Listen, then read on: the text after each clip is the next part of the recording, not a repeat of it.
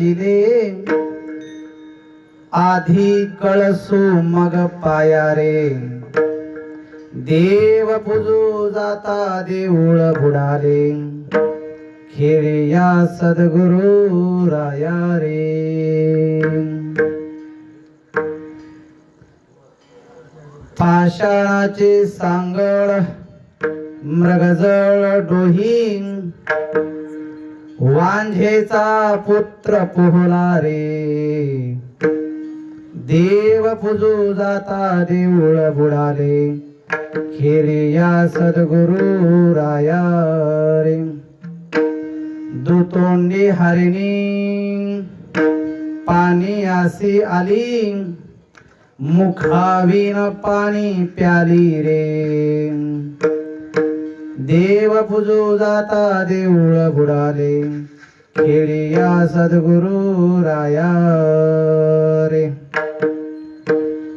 आंधळ्याने देखिले बहिऱ्याने ऐकिले पांगळ्याने पाठलाग केला रे देव पूजू जाता देऊळ बुडाले खेळी या सद्गुरु राया रे एका जनार्दनी एकपणे मिरवी हरीच्या नामे तरलो रे देव पूजू जाता देऊळ बुडाले खेळी या सद्गुरु राया रे विठ्ठला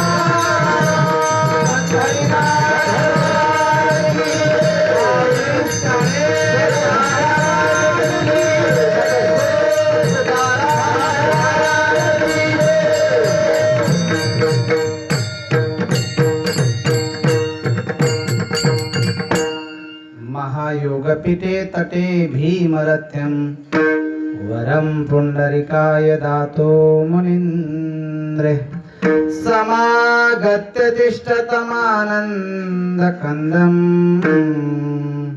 परब्रह्मलिङ्गं भजे पाण्डुरङ्गं परब्रह्मलिङ्गं भजे पाण्डुरङ्गं पाण्डुरङ्गा करो प्रथम नमः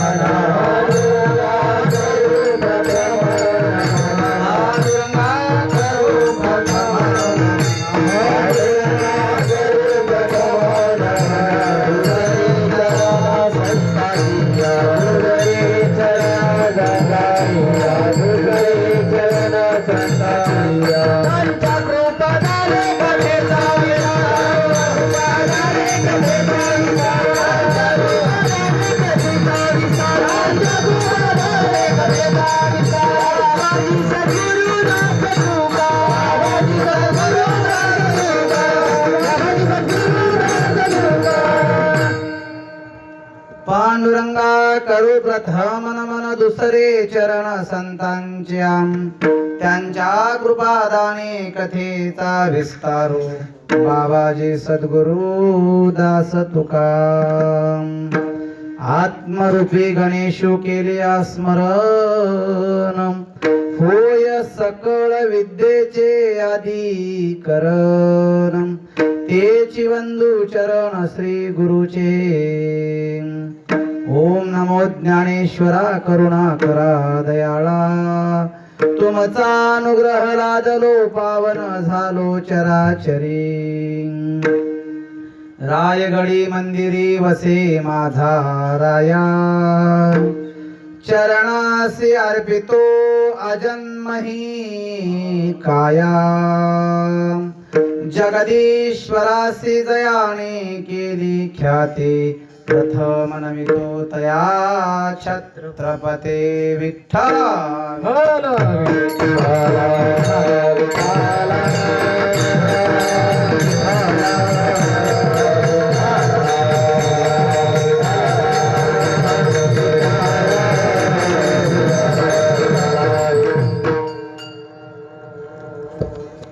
सदाशिव रामकिशन गुंजरगे आहेत काही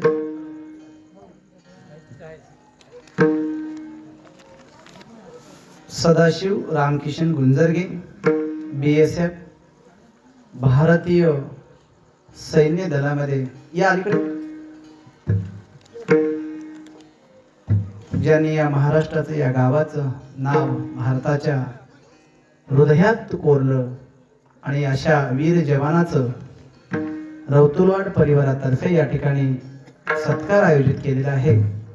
मी आदरणीय सदाशिव रामकिशन गुंजरगे यांना अशी विनंती करतो की त्यांनी समोर यावा आणि सत्कार स्वीकारावा। आमचे काका श्री विठ्ठलरावजी रौतुलवाड यांना अशी विनंती करतो की त्यांनी या वीर जवानाचा या ठिकाणी सत्कार करावा।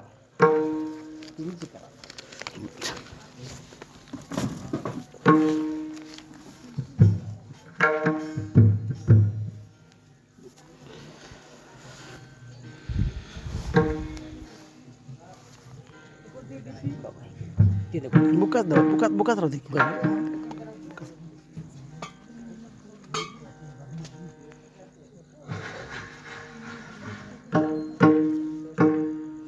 एक मिनिट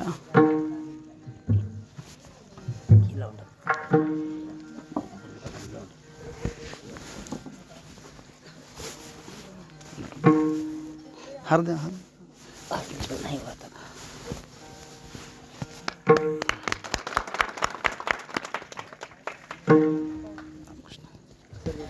एक अबे फोटो अलीकडे बेटा काका या हां दिसतात ना टीचर विठाला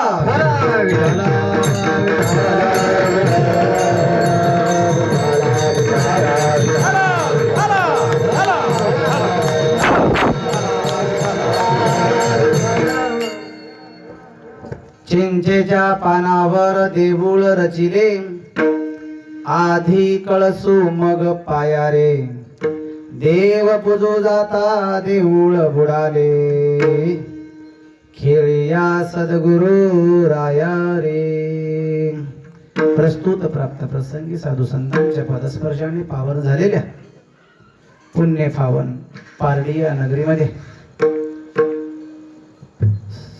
साईबाबाच्या दरबारामध्ये चालू असलेला अखंड हरिनाम सप्ताह समस्त रौतुलवाड परिवार आणि गावकरी बांधवांच्या अथक परिश्रमातून चालत असलेला हा सप्ताह आणि सप्ताहाच्या 5व्या दिवसाचं कीर्तन पुष्पाचं माझ्यासारख्या पामराकडे आलेलं निमंत्रण विठाला विठाला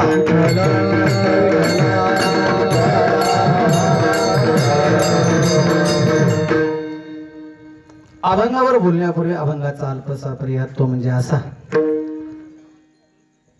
शांती ब्रह्मनाथ बाबांचा कूट प्रकरणातील गाथेतील हा अभंग आहे। नाथ बाबा या अभंगातून आपल्या समोर महत्वाचा उपदेश करतात। अभंगाचा फक्त वरचा विचार करायचा नाही, आतला विचार करायचा। आपल्याला वरचं फार पटकन दिसतं पण आतलं दिसत नाही, पण आतलं बघावं म्हणून नाथबाबांना सांगितलं। चिंचेच्या पानावर देऊळ रचिले, आपण शब्दशः अर्थ बघूया।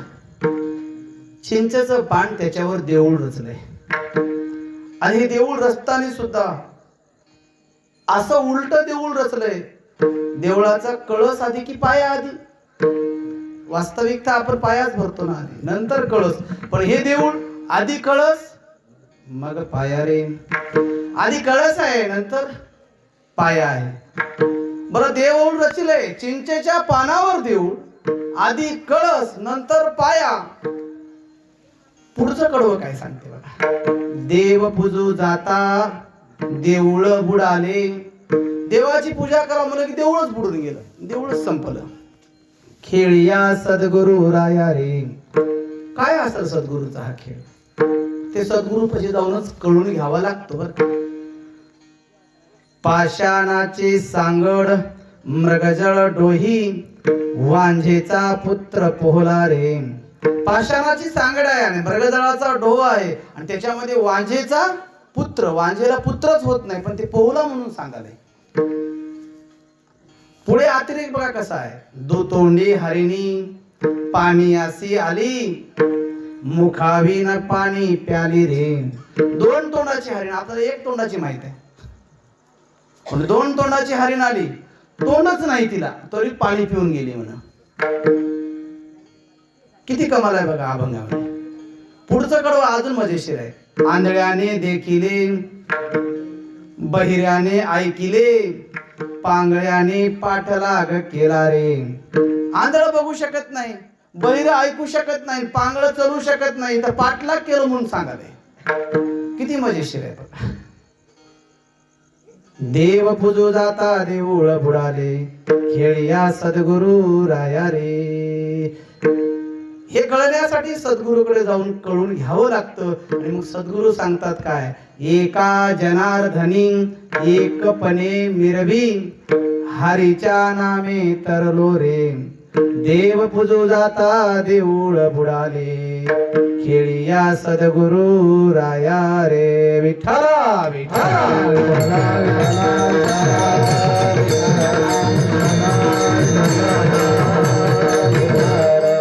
अतिशय मजेशीर असा अभंग आहे. ऐकत असतानाही कानाला बरं वाटतं, पण आतलं गुह्य आपल्याला बघायचं. कूट या शब्दाचा अर्थ असा आहे, शब्द कळतो पण अर्थ कळत नाही. आता नाथबाबांना सांगलंय दोन तोंडाची हरणी पाणी पियाली, वांजेचा पुत्र पोहलाय. बर काय, आंधळ्यानं बघलंय, बहिऱ्यानं ऐकलंय, पांगळ्यानं पाठलाग केलाय. असं कसं होईल गड्या. पण तुम्हाला सांगतो, लटिके म्हणती त्याचे पूर्वज नरका जाती पडले. रामदेवराय लटकही म्हणायचं नाही याला. अभंग कोणाचा आहे? नाथबाबाचा आहे. तुमचा आमचा आहे काय? संतांनी केलेली रचना खोटी आहे असंही म्हणू शकत नाही. अभंगाचा विचार केला तर अभंग वेगळंच काहीतरी सांगालाय, जे शक्यच नाही ते अभंग सांगालाय. आता काय खरं म्हणावं, अभंगाला खरं म्हणावं की संतांना खरं म्हणावं. नामदेवराने सांगितलं बाबा याला लटकं तर म्हणूच नका. लटकं जर म्हटलं ना त्याचे पूर्वज लटिके म्हणती त्याचे पूर्वज नरका जाते. अभंग कीर्तन संपेपर्यंत लटिके म्हणती त्याचे पूर्वज नरका जाते. हे एकच कडवं पाठ करायचंय. लटक म्हणायचंच नाही. का लटका म्हणायचं नाही? कारण आपण खोटे बोलू शकतो, संत कधीच खोटे बोलू शकतच नाही. कारण लटिके वचन नाही देही उदासीन, येथे उपकारासाठी आले घरजा वैकुंठे. विठ्ठला विठ्ठला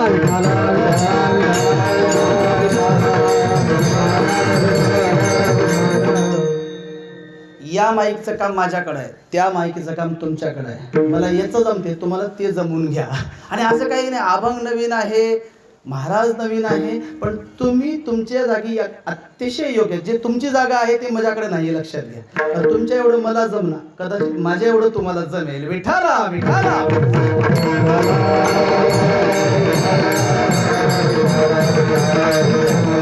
लटकं म्हणायचं नाही संतांना. अहो लटकं म्हणायचं नाही. लटकं तर म्हणू नका म्हणाल्या, खोटं तर म्हणू नका म्हणाल्या. आणि असं काही सांगायला ते खरंच वाटलं चलय आम्हाला. खरं सांगून बघितलं संतानं. माणसं आधी प्रेमानं सांगून बघतात, गोडीनं सांगून बघतात. ऐकीना गेलं की वाकडं बोलून सांगतात. ते आपल्याकडे आहे ना. जर तुपाच्या डब्यात बोट सरळ घातलं तर तूप निघेना, पण वाकडं केलं की तूप बाहेर निघते. संतांना सांगितलं हे असं होईल असं होईल, पण ऐकायला कोणी तयारच नाही. म्हणून कूट अभंग केला. लोकाला ऐकताना बरं वाटावं. तुम्ही बघा ना, आता आमच्या दिलीपरावांना भारून म्हटलं काय, कोणता नवरा तुम्हाला भेटलाय, बोलना चलाय. काल नवरा नको म्हणला ते, आज नवरा बोलना चलाय नाही. उद्या वेडी वेडी म्हणती मला, असं म्हणतील. काय सांगायला त्याचं. त्याच्यामुळं ते नाथाने जे भारुडाची परंपरा केली ना, त्याच्यातून त्यांनी लोकाच्या मनाचा वेध घेऊन, लोकाच्या हृदयाला स्पर्श करून खरं अध्यात्म लोकांपर्यंत पोहोचवले. बरं का, लक्षात, खरं अध्यात्म पोहोचवले. तुम्हाला सांगतो, नाथ बाबांसारखा असे संत सर्वच श्रेष्ठ. काय कोणाला कमी कोणाला जास्त लेखण्याचा प्रश्न आपला तर नाही, कोणीच कमी जास्त लेखू शकत नाही. पण तरीही नाथांच्या बाबतीत विचार केला आपण तर वारकरी संप्रदायातील अनेक संतांपैकी ज्या संताचं सर्वात जास्त लेखन आहे त्यांचं नाव आहे संत एकनाथ. चतुश्लोकी भागवतापासून लेखनाचा प्रवास सुरू झाला, ते भावार्थ रामायणापर्यंत गेला. शेवटचे काही अध्याय त्यांच्या शिष्याने लिहिले, गावोबांनी. तुकोबारायाने गाथा लिहिली, बाहुलीने ज्ञानेश्वरी लिहिली, अमृतानुभव लिहिला, हरिपाठही लिहिला. पण नाथा एवढं लेखन वारकरी संप्रदायात कोणीच केलं नाही.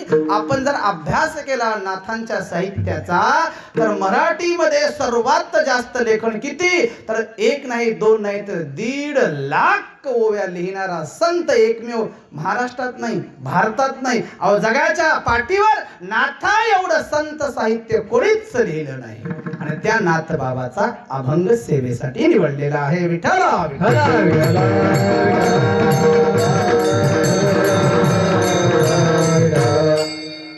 नाथांनी एवढं लेखन केलं आणि मग भारुड सांगून बघले, गवळणी लिहून बघल्या, लोकाला चांगलं खेळवलं, बरं वाटलं. पण तरी काही लोक सुधारला गेले, ते म्हणून कूट अभंग केले. हे कूट अभंग आपल्या भाषेत ते कुटायचे होतं. नीट फुटना गेलं की खलबत्यात घालून कुटावं लागते. तुम्हाला सांगतो, कूट म्हणजे काय, वाकडं बोलायचं, चांगलं शिकवायचं. नवरा बायकोचं भांडण हो म्हणजे होतेच. जगातला असलं कोणतेही नवरा बायको नाहीत. तुमच्या गावात असते, मी जाता जाता पाया पडून जातो, तुम्ही माझ्या पाया पडू नका. अशी कोणती बायको आहे ते नवऱ्याला भांडली नाही, आणि असा कोणता नवरा आहे ते बायकोला भांडला नाही. डोळ्यानं वटारून का होईना भांडणं होतातच, मारामारीची होईना गेले तरी. फरक एवढाच आहे की पहिलं एकच जण मारत गेला, आता दोघही जण मारले, तेवढाच फरक झाला आहे. विठाला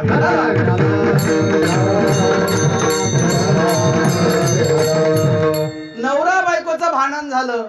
आता नवऱ्याला बायकोला बोलायचं जमना काही दिवस, आणि बायकोलाही नवऱ्याला बोलायचं जमना. प्रत्येकाचा स्वाभिमान आडवा येतो. मी का बोलू, बरं बोलल्याशिवाय काम मी भागना. पण बायको काय करते, स्वयंपाक तयार करते आणि पोराला म्हणते, पप्या पप्या जेवण तयार झालंय, जेवून घे. पप्या म्हणते, आताच जेवलो मी आणि अजून काम आहे म्हणाले, जेवून घे. पप्या तुला ऐकू येणार झालंय काय. पप्याचा पप्पा राहते हॉलमध्ये, माय किचन मध्ये. पप्या तुला ऐकू येणार झालंय काय, जेवून घे म्हणलेलं. पप्याचा पप्पा म्हणते, पप्या मला भूक नाही रा, तोच जेवून घे. आता ते पहिलं पप्या, पप्याचा पप्पा. आताच्या बाया तर फारच वेगळ्या. पप्या जेवण तयार झालंय, गिळायचं तर गिळून घे. पप्याचा पप्पा तिकडून म्हणते, मला काही गिळायची हौस नाही, दोघाच्या नावचं तूच गिळून घे. कुठं आहे गिळून घे, जेवून. इथं गिळून घ्यायचा अर्थ काय, तू जेवण कर. तसं नाथाने सुद्धा या अभंगातून अध्यात्म आपल्या समोर ठेवले. बरं, नाथांनीच कुटाभंग केले असं आहे का, नाही. सर्व संतांनी कुटाभंग केले. माझ्या माऊलीनंतर सुंदर असा अभंग कुट अभंग लिहिलाय. काय लिहिलंय बरं, काट्याच्या आणीवर वसवले 3 गाव, 2 ओसाड 1 वसेची नाव. काट्याच्या आणीवर 3 गाव, 2 ओसाड हात म्हणून 1 बसच ना, म्हणून वसच ना. माऊलीने कुटाभंग केला. नामदेवराय तर फार पुढचे निघाले. त्यांनी काय म्हटलं, मुंगी व्याली शिंगी झाली. मुंगी मुंगी केवढी छोटीशीच की. मुंगी व्याली शिंगी झाली. शिंगी मोठी, शिंगरू. घोड्याचं म्हणा, गाढवाचं म्हणा, शिंगरू म्हणा की. या मुंगीनं शिंगरू दिलं म्हणा. अजून कमाल, मुंगी व्याली शिंगी झाली. आणि तिने दूध किती दिलं? 17 रांजण भरले रे. आणि पुढं 12 हत्ती प्याले रे. बघा, मुंगीनं शिंगराला जन्म दिलाय आणि तिचे दूध किती? मुंगी व्याली शिंगी झाली, तिचे दूध किती? 17 रांजण भरले, 12 हत्ती प्याले. बघा, मुंगीचं बाळातपण झालं. कोणी करायला गेलं का तुमच्या गावात? कोणी नसेल करायला गेलं. मुंगीचं कोण करणार आहे बाळातपण? आता बायाचं बाळातपण दवाखान्यात व्हायलंय, पहिलं गावात होत गेले नाही काय. आता ते दाया राहिलंच नाही. दाया आणि आया बाया संपले आता ते बायाचं बाळातपण नीट होण्याचं रे. तिला डॉक्टर आधीच सांगायला यांना बेड रेस्ट घ्यावी लागेल. बेड रेस्ट ते नवीनच डोहाळाचा प्रकार आलाय, बेड रेस्ट घ्यायचा. पहिलं नव्हता बरा बेड रेस्ट, माहितच नाही कशाची बेड रेस्ट बोंबलायची. लेकरू पोटात 9 महिन्याचं डोसक्यावर टोपलं राहायचं आणि बाई पेरायला जायची टिपणीच्या मागं. कशाची बेड रेस्ट आली? तिचं पोट ती बाळात पण कदा तवाही कळायचं नाही. पण आता बाई येऊन जास्त कळा नवरात द्यालाय. नाही, तिला होईना चालय काम. डॉक्टरने सांगितलं बेड रेस्ट, बेड रेस्ट. ते असं वातावरण निर्माण करते, मायबापाचं काहीच चल ना. माईला वाटते म्हणजे 6 बाळातपण झाले, पण आम्हाला कसे झालं बाळातील माहित नाही. लईच पोरग लाडात आलंय, काही खरं नाही म्हणते. पण काय नावीलाज, हे म्हातारपण आलेलं असते. म्हातारे चुपचाप बसतात, काहीच बोलू शकत नाहीत. पण हे मुंगीचं बाळातपण, शिंगी व्याली 17 रांजण भरले, 12 हत्ती पाणी पिऊन दूध पिऊन गेले म्हणून. नामदेवरायांचा कूट प्रकरणातील अभंग आहे हे. मुंगी व्याली अर्थात या मायेने या ब्रह्मांडाची रचना केली, हा त्याच्या मागचा अर्थ आहे. माझ्या मुक्ताईनं तर कमालच केली. मुंगी उडाली आकाशी. कुठं उडाली? आता ही विली तिथपर्यंत ठीक होतं, इली असेल काय सांगायचे, पण उडाली म्हणाले मुक्ताबाई. आता मुंगी उडते काय? उडत ना. फुलपाखरू म्हणल्यानंतर बरं होतं. पण मुंगी उडाली आकाशी. बरं, नुसती उडून गुणा बसणार तरी. तिने गिळले सूर्यासी. अरे बापरे, हनुमंताला जमलं नाही ते ह्या मुंगीनं काम केलं. त्याच्या पुढचं बघा, मुंगी उडाली आकाशी, तिने गिळले सूर्यासी. घोर नवलाव झाला, वांझे पुत्र प्रसवला. वांझबाईला मुलगा झाला म्हणून काय नवल असं हो. याला म्हणतात कूट प्रकरणातील अभंग. आणि त्याच कूट प्रकरणातील अभंगाची रचना आज आपल्याला बघायची आहे. विठाला विठाला विठाला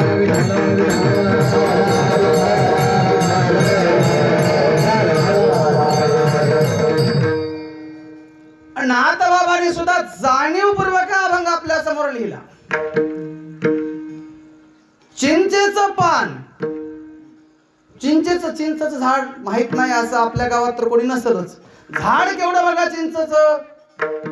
बरं, झाड तरी मोठं, पण पान फार छोट ना. आणि त्या पानावर देऊळ रचलंय म्हणा. आता चिंचेचं झाड, त्या पानावर देऊळ रचलंय. काही कधी कीर्तनाला येणारे काय बी सांगतात. हे महाराज लोकांचं काही खरं नव्हतं. काय लागलं येड्यावर? कुठं चिंचेच्या पानावर देऊळ बांधायचे काय? कुठला इंजिनियर असेल बा? कसं होईल असं? हे काय बी खोटं बोलायला तर हे सप्ते बंद करा. उग काही कामाचं नव्हतं. कुठला महाराज बोलेल की काय नाही की नाथाला म्हणलं यांना सांगायची काय गरज होती? चुकीनं लिहिलं असेल काहीतरी. किती बेजारी उगा ऐकून रात्रभर 2 घंटे ऐकलो, पण कळलं चिंचचं पान काय होईल तेच कळलं नाही. कशाला गेलतो की आता उरलेल्या 2 दिवसाला मी काय इकडे येईना, दुसरं मुंगी व्याली म्हणून सांगाल, मला कळ ना. है की नाही? अशा भानगडीत पडण्यापेक्षा आपण कीर्तनाला न गेलेलं बरं. चिंचच्या पानावर कुठे देऊळ बसते काय? बसते. चिंचचं पान आधी कळावं लागते. काय आहे चिंचचं पान? तत्पूर्वी चिंचेचं झाड काय ते बघूया. संतांनी रूपकाच्या माध्यमातून अध्यात्म आपल्या समोर ठेवलं. चिंचेचं झाड म्हणजे अखिल ब्रह्मांड आहे. चिंचेचं झाड म्हणजे ब्रह्मांड आहे. आणि चिंचेचं पान म्हणजे आईचं उदर आहे. लक्षात घ्या. ब्रह्मांड छोटा आहे का? चिंचेच्या झाडाला कितीतरी पानं आहेत, मोजता येणार नाहीत. आपलं आयुष्य जाईल. तसे या ब्रह्मांडात अनेक जारद, स्वेदज, अंडज, उद्भिद, 4 खाणीचे 84 लक्ष जीव योनीचे सर्वजण राहतात. त्याच्यातलं आईचं उदर म्हणजे चिंचचं पान आहे. सोप्या भाषेत तुम्हाला सांगतो, हे विश्व किती मोठं विश्व आहे. त्याचे 7 खंड, एशिया, युरोप, दक्षिण अमेरिका, उत्तर अमेरिका, आफ्रिका, अंटार्क्टिका असे 7 खंड. त्याच्यातला एशिया खंड आपला. एशिया खंडातील आपल्या देशाचं नाव भारत. भारतातील आपल्या राज्याचं नाव महाराष्ट्र. महाराष्ट्रातील आपल्या जिल्ह्याचं नाव नांदेड. नांदेडमधील आपल्या तालुक्याचं नाव हिमायतनगर. हिमायतनगर तालुक्यातील आपल्या गावाचं नाव पारडी. आता पारडी म्हणजे चिंचेचं पान आणि विश्व म्हणजे चिंचेचं झाड. विठाला विठाला.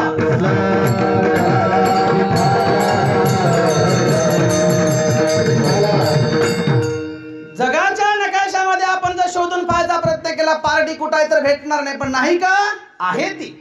चिंचेच्या झाडामध्ये एक पान शोधलं, अनेक पान आहेत, पण चिंचेचं पान म्हणजे आईचं उदर आहे. आणि या आईच्या उदरामध्ये या आईने एक देऊळ बांधलंय.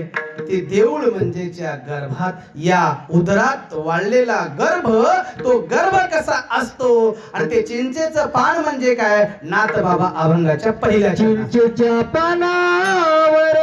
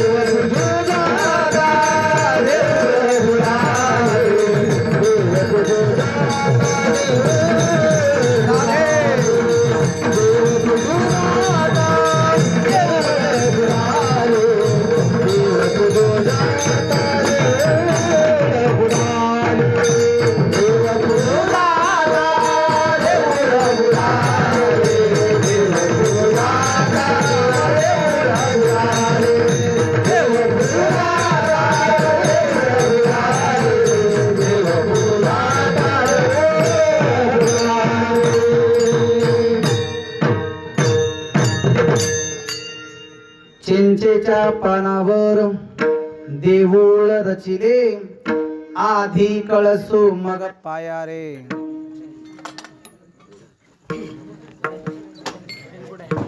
विठाला विठाला.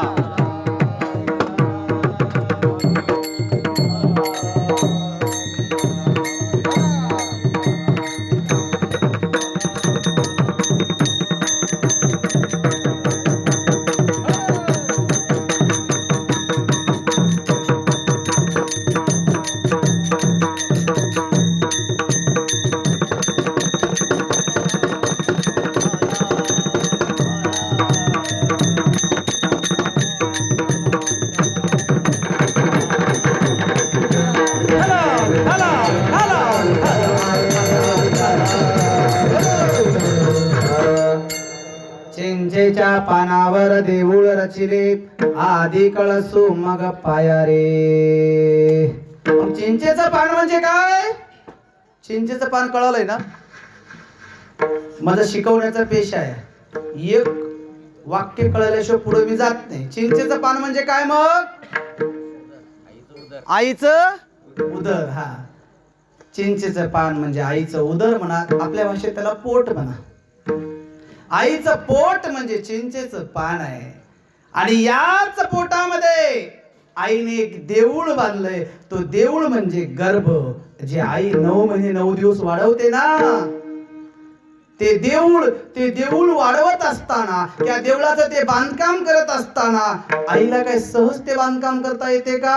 काय म्हणते आमची मदालसा, काय सांगू गर्भीच्या यातना मज भोगिता. काय सांगू? काय सांगू गर्भीची यातना, काय सांगू गर्भीची यातना, भोगिता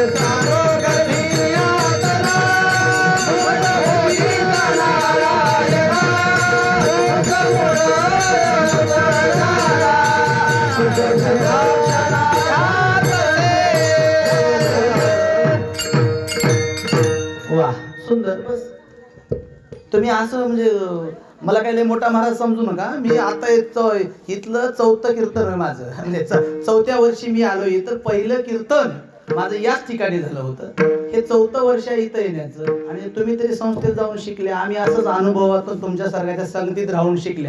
तुमचं हे काय वाटते की चुकते काय, की महाराज काय म्हणते की डोक्यातून काढून टाका. मी सांगितलं मजावून चांगलं तुम्हाला ते जमते, तुम्ही ते करा. विठाला विठाला.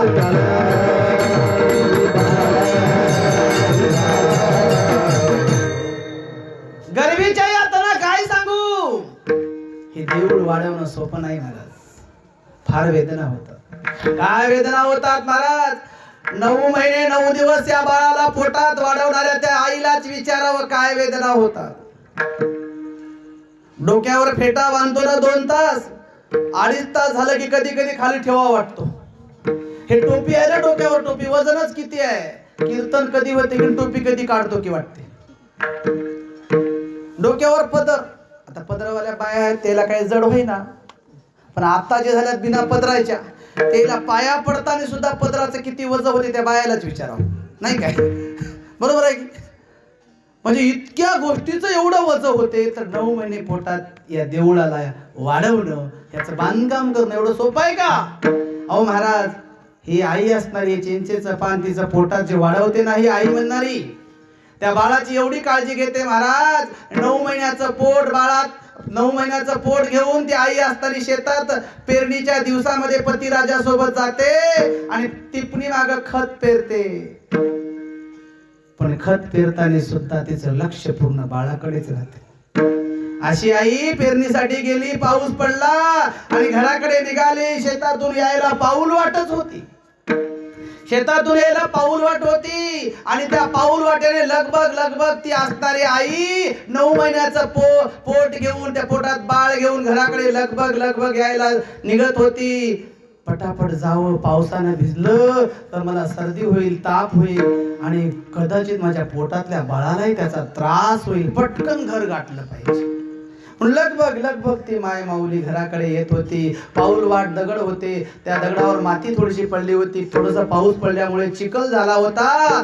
चालता त्या माऊलीचा पाय घसरला. चालता त्या माऊलीचा पाय घसरला. तिला कळालं आता मी पडणार आहे. माझा हात मोडेल, पाय मोडेल, डोकं फुटेल हे तिला कळालं होतं. माझा हात मोडला तरी चालेल, माझा पाय मोडला तरी चालेल, माझं डोकं फुटलं तरी चालेल. बघा, पाय घसरला आणि घसरून पडेपर्यंत अनेक विचार त्या माऊलीच्या डोक्यात आले आणि पडण्याच्या पूर्वी तिने दोन्ही हात त्या उदरावर ठेवले.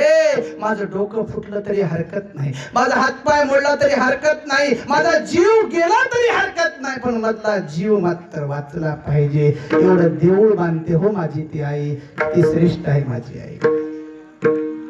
आणि म्हणून या चिंचेच्या पानावर त्या आईनं देऊळ बांधलंय. हे देऊळ काय साधं सोपं बांधलं नाही महाराज. आणि असं देऊळ जगात कुठंच नाही. एवढं चांगलं देऊळ. तुम्ही किती कुत्र्याला पैसे द्या, त्याला 5,000 रुपये द्या बरं, त्याला एक अभंग म्हणून दाखवायला येणार नाही ना. तुम्ही किती म्हैशीला चारा खाऊ घाला, ती कधी हसल काय तुमच्याकडे बघू? ते एखादा कधी कीर्तन करील काय? करणार नाही. ते एखादा आमच्या दिलीपरावासारखं भारुड म्हणेल काय? म्हणणार नाही. हा, म्हणणारच नाही ना. कारण ते देऊळच नव्हतं त्या कामाचं, पण हे देऊळ या कामाचं. म्हणून ती आई या देवळाला एवढं मजबूतपणे बांधते, एवढं सुंदर बांधते. आणि बांधत असताना बघा, आधी कळस बांधते, नंतर पाया. कसं असेल बरं हे कळस आधी बांधायचं नंतर पाया बांधायचा? तर गर्भात जेव्हा गर्भ वाढतो ना, लक्षात घ्या, अगोदर कळसाची म्हणजे डोक्याची निर्मिती होती. सर्वात अगोदर गर्भामध्ये डोक्याची निर्मिती, नंतर ज्ञानेंद्रियाची निर्मिती, नंतर कर्मेंद्रियाची निर्मिती होते. आपण जर 9 महिन्याचा वैज्ञानिक दृष्टिकोनातून जरी विचार केला तर पहिल्या महिन्यामध्ये बाळाची लांबी 1 इंचाचे 4 भागाला 1/4 म्हणतात. 1 इंचाचा 1/4 भाग म्हणजे तांदळाच्या दाण्या एवढं लेकरू वाढतं पहिल्या महिन्यात. तांदळाच्या दाण्या एवढं. दुसऱ्या महिन्यात ते लेकरू 1 इंच होते. तिसऱ्या महिन्यात 3 इंच होते. चौथ्या महिन्यात 6 इंच होते. 5व्या महिन्यात 12 इंच होते. 6व्या महिन्यात 16 इंच होते. 7व्या महिन्यात 18, 8व्या महिन्यात 19 इंच आणि 9व्या महिन्यात त्या बाळाची उंची 21 इंच होते. म्हणजे इंचानं ते बाळ वाढतं. सुरुवातीला त्या बाळाचं वजन 10 ते 14 ग्रामच राहते, पण ग्रामानं वाढत ते 2.5 ते 3-3.5 किलो पर्यंत ते बाळाचं वजन वाढत जाते. पण हे वाढत असताना सुद्धा आधी कळसू मग पायारे.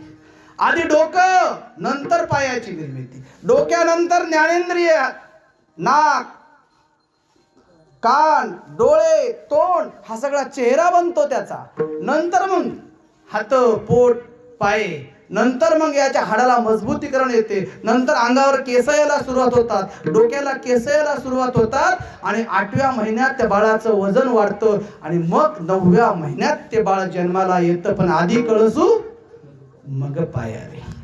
आणि येताना सुद्धा बाहेर ते असणारं बाळ आधी डोक्याकडूनच बाहेर येतं. एखादंच अपवादात्मक पायाळू येतं. अपवाद प्रत्येक ठिकाणी आहेत. त्याला ते पायाळू येते पण त्याला लय भीव राहते, है की नाही? ते आवाळ गरजलं की ते बाहेर निघणार, पण त्याचा एक गुण चांगला आहे, त्याचा पाठीहून पाय फिरिला की आपली चमक निघून जाते. विठाला विठाला.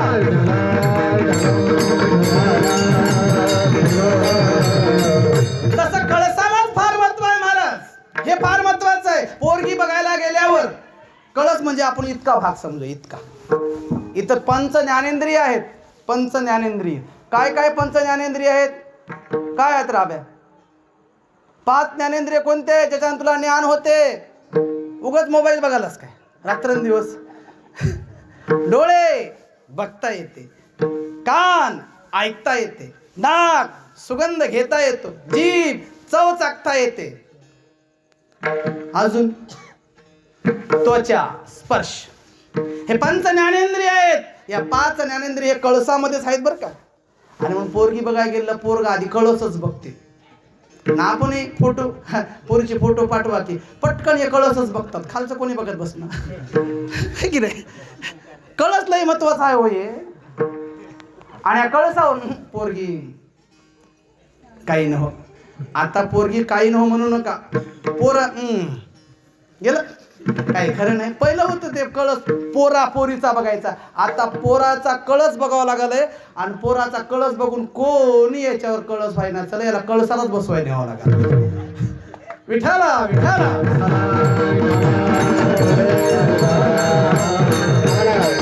म्हणून कळस महत्वाचा आहे महाराज. तुम्हाला सांगतो, हात मोडला माणूस वाचल, पाय मोडला माणूस वाचल, आतडे बाहेर पडले माणूस वाचल, कळस मोडल्यावर वाचच ना की.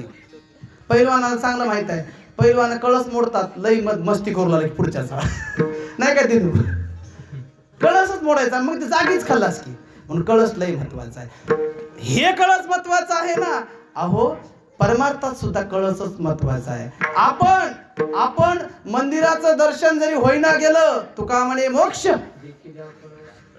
तत्काळ हा नाश अंगाराचा,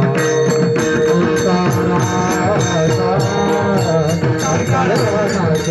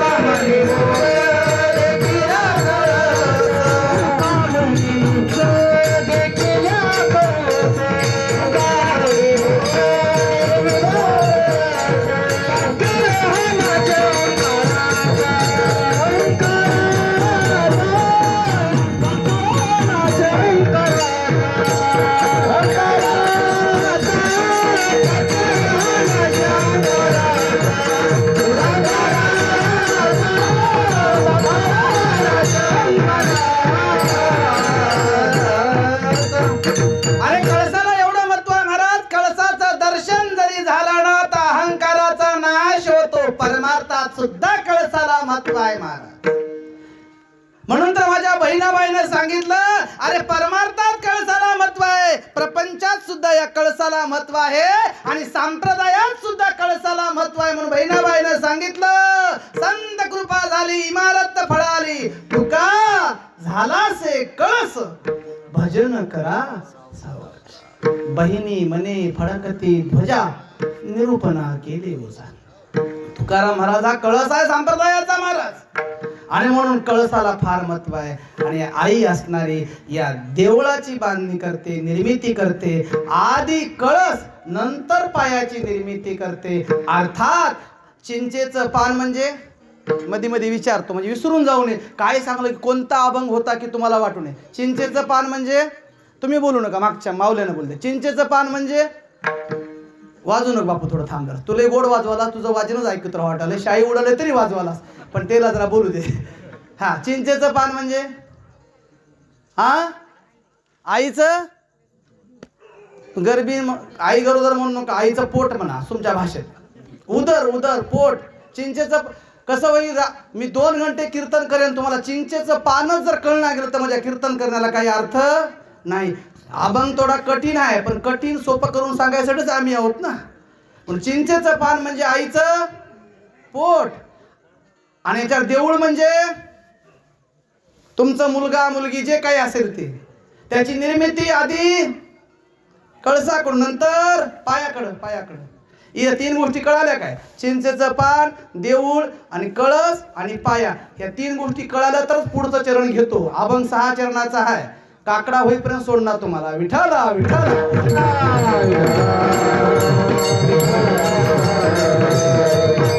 हा काकडा होईपर्यंत सोडणार का म्हणालो? जर तुम्ही मला कळालं नाही, कळालं उगच कळालं म्हणू नका. मी तुम्हाला दुसरा प्रश्न करतो. ध्यानपूर्वक ऐकल्या तर 2च घंट्यात संपितो वेळेत, आणि ध्यानपूर्वक ऐकी नाही गेल्या आपला स्वभाव असा आहे, पक्क शिकल्याशिवाय मी जागाच सोडणार. हा, त्याच्यामुळं चिंचेचं पान, आईचं पोट, मधलं देऊळ म्हणजे असणार. तुम्ही काळजी करू नका, वेळेवर संपितो. नाहीतर काही खरं नाही बा. आपण 6 चरणाचा आहे. एका चरणाला 10:30 वाजले, काही खरं नव्हतं. या बुवाला पुढा बोलू नका गडे. कोण परिण मारा तुमच्या पाया पडतो. तुमच्या इथे फुक्कट येऊन दुसऱ्या वर्षी आम्ही वाजिता सगळं करता, पण याला फक्त वगळा असं तुम्हाला वाटू नये. विठाला विठाला.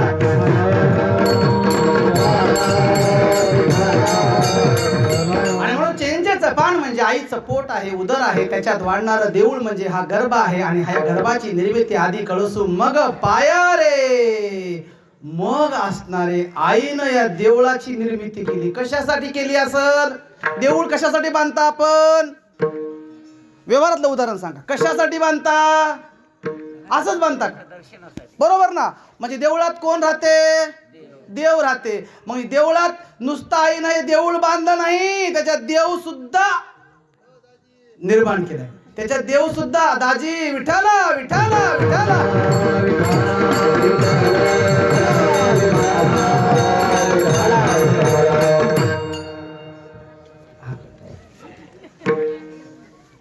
नाही काय हरकत नाही दाजी. विठ्ठल विठ्ठल म्हणून दाजी करू आपण, काय अडचण नाही.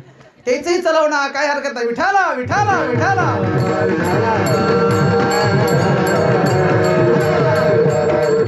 मग आईनं या देवळाची निर्मिती केली. कशासाठी केली असेल? देवाला, या देवळातल्या देवानं, या देवळातल्या देवाला यानं पूजा करावी म्हणून देवळाची निर्मिती केली. पण हे देऊळ देवाकडे काय बघायलाच तयार नाही. आणि आज बघाव, उद्या बघाव, परवा बघाव म्हणता म्हणता देऊळच बुडालं. ना देव पूजे जाता देऊळ बुडाले. देव पूजे जाता देऊळ बुडाले. देव पूजे जाता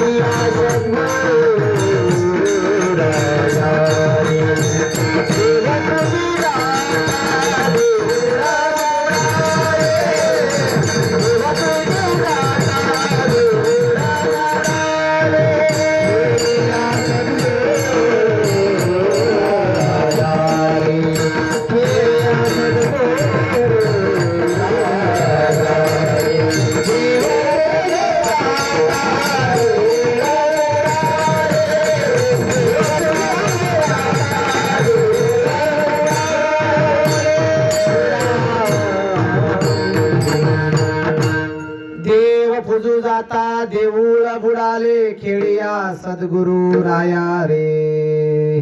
मग या देऊळ, या देवळातला देव पूजण्याच्या अगोदरच देऊळ बुडाले. या देवळात एक देव आहे.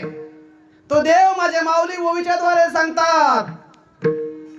तावर हृदय असता मी रामू, सर्व सुखाचा आरामू, का भ्रांते से कामो विषया परी. हा हृदयातला देव आहे महाराज. देव मंदिरातच असते अशी कल्पना चुकीची आहे. या देह नावाच्या मंदिरात सुद्धा देव आहे. आपण उगाच देवाला बाहेर शोधत फिरता. आतला देव सापडत नाही आणि बाहेरच्या देवाकडे नीट आम्ही बघत नाही. आपण चलत चलत साईबाबा चलो बर काय, ते म्हणते जाय तू तसा तर मी असा, तुला वेळ नाही मध्ये यायला तर मला कुठे वेळ आहे तुझ्याकडे यायला, जाय तुझं काम होईना काय ना जाय म्हणते. देवाकडे जाताना नीट जावं लागते हो. देवाकडे जाताना सुद्धा देव म्हणते कुठंही थाट राय पण माझ्या समोर कुठंही थाट राहा, असं करावं माणसानं. हा फेटा बांधाव, हा स्वागत स्वागत करावं, ते लय झाली आता प्रथा. कुठेही फेटे बांधायत लोक, पहिला महाराजच बांधत घेत, आता कोणीही बांधायत. फेटे बांधणारा स्पेशल माणूस राहिला, याला बांध याला बांध याला बांध याला बांध, अरे किती फेटे. आणि ते लय घरी कोणी बांधना तिथं बांधून घ्यायला लाईन लागते त्याची. ते फेटेवाला बेजार, 70 रुपयाला एक फेटा, 70 रुपयाला बांधायला त्याची किंमत वेगळीच आहे. ते 15 रुपयाचं राहते पण बांधाय 70 घेते. आणि त्याच्यासारखं आपल्याला जमणार, ते असं असं करते, स्टॅपलर मारते खचकून. मला तर भीती वाटते मध्ये डोसक्यात घुसते का गे स्टॅपलर. पण लोक तेव्हापासून थांबलो. नंतर आलं त्याचा नंबर लावायला, पहिलवान झाल्यानं काय झालं, मी आधी आलो की. फेटे बांधून घ्या लोक तर आता लक्षात घ्या काय महत्व आहे. पण देव सांगते हा वाकून आलास तर मी तुझा, थाट गेला तर थाटतच जाईल तू, काय तुला तू थाटून मरशील थाट वागलास तर. म्हणून देवाची चौकट बघा, वाकून जावं लागते, वाकून जावं लागते. ते सांगते कुठंही थाट राह पण इथं तरी नीट वाकून ये, वाकलास तरच मी तुझा. जर तू कोणाचा की मला माहित नाही. पण माणसं एवढे थाट मराठीत ऐकतात. ते काय लागले कोण पोरासोऱ्याचं काम आहे काय, ते कोणी चला हरिपाठाला चला पोरग येड्यावणी काम झाला, उसाला पाणी सोडून दिले. काय सांगू, ते एकच सप्ताह गावात बरं होता, हे रौत्रवळ परिवाराला काही काम नाही वाटत. दुसरा सप्ताह केलाय तेव्हा 10 दिवस खराब, आता 10 दिवस खराब. हे भोंगाळे मामा 1 दिवस बुडी नव्हता, इथं रोज सोंग करा यावं लागालंय. किती मामी ओरडाले की काय नाही की काय येडं लावलंय की काय नाही की प्रवीणनं मामा मामा म्हणून पक्क रोज दादा लावले. 1000 रुपये रोज बुडाला. याला काय लागलं 20,000 गेले म्हणाली मामी. विठाला विठाला